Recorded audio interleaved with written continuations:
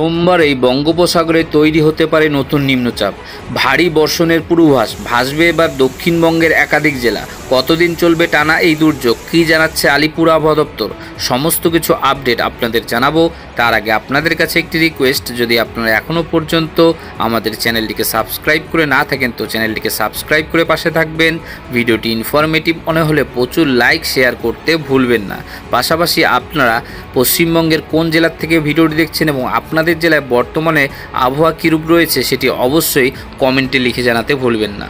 একটি নিম্নচাপের গেরো কাটতে না কাটতেই রাজ্যবাসীর সঙ্গী হতে চলেছে আরও এক নিম্নচাপ। আজ আলিপুর আবহাওয়া দপ্তরের তরফে জানানো হয়েছে, পশ্চিমবঙ্গ উড়িষ্যা সীমান্ত লাগোয়া উত্তর পশ্চিম বঙ্গোপসাগরে নতুন করে একটি নিম্নচাপ তৈরি হতে চলেছে। সোমবারে সাগরের বুকে ওই নিম্নচাপ অঞ্চলটি তৈরি হতে পারে। তার জেরে দক্ষিণবঙ্গে আরও কয়েকদিন দুর্যোগ চলতে পারে বলে জানাচ্ছে হাওয়া অফিস। গাঙ্গেয় পশ্চিমবঙ্গের উপর একটি নিম্নচাপ সক্রিয় থাকায় গত কয়েকদিন ধরে অবিরাম বৃষ্টিপাত চলছে দক্ষিণবঙ্গের জেলাগুলিতে। উপগ্রহ চিত্র বিশ্লেষণ করে আবহাওয়া দপ্তর জানিয়েছে, আজ থেকে সেটি আগের অবস্থানে অর্থাৎ গাঙ্গেয় পশ্চিমবঙ্গে ছিল, তবে আগামী 24 ঘন্টায় সেটি উত্তর পশ্চিম দিকে সরে ঝাড়খণ্ড অভিমুখে এগোবে।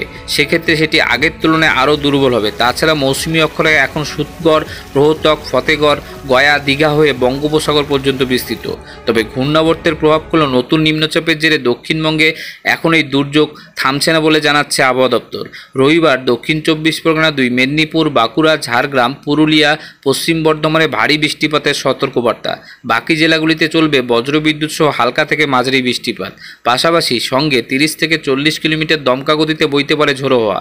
সোমবারও বজ্রবিদ্যুৎ সহ বৃষ্টিপাতের পূর্বাভাস থাকছে কলকাতা, হাওড়া, হুগলি, 2 24 পরগনা, 2 মেদিনীপুর, বাঁকুড়া, ঝাড়গ্রাম, পুরুলিয়া জেলায়। মঙ্গল বুধবার 2 24 পরগনা, 2 মেদিনীপুর, ঝাড়গ্রাম জেলায় ঝোড়ো হওয়ার সঙ্গে বজ্রবিদ্যুৎ সহ বৃষ্টিপাতের পূর্বাভাস রয়েছে। আপাতত আজ মৎস্যজীবীদের সমুদ্রে যেতে নিষেধ করা হয়েছে।